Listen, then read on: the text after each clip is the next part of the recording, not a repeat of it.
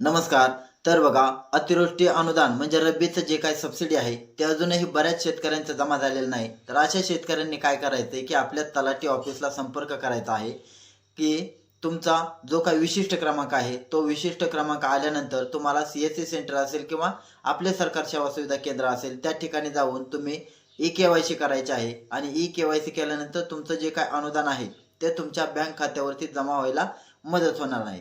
आता याच्यामध्ये बघा ई-के-वाय-सीची जी अट जी होती ती पहिली रद्द केलेली होती. परंतु बऱ्याच शेतकऱ्यांच्या फार्मर आयडीला अप्रूव्हल व्हायला थोडा उशीर लागत आहे, कारण ते ऑटो सिस्टम आहे आणि याचाच आधार घेऊन शासनाने आता ई-के-वाय-सीची अट परत एकदा चालू केलेली आहे. त्याच्यामुळे ज्या शेतकऱ्यांना अजूनही रब्बीचं किंवा अतिवृष्टीचं अनुदान आलेलं नसेल, अशा शेतकऱ्यांनी तात्काळ आपल्या तलाठी कार्यालयाशी म्हणजे ग्राम महसूल अधिकाऱ्याशी संपर्क करून आपला विके क्रमांक घेऊन तात्काळ ई-के-वाय-सीची प्रक्रिया पूर्ण करायची आहे.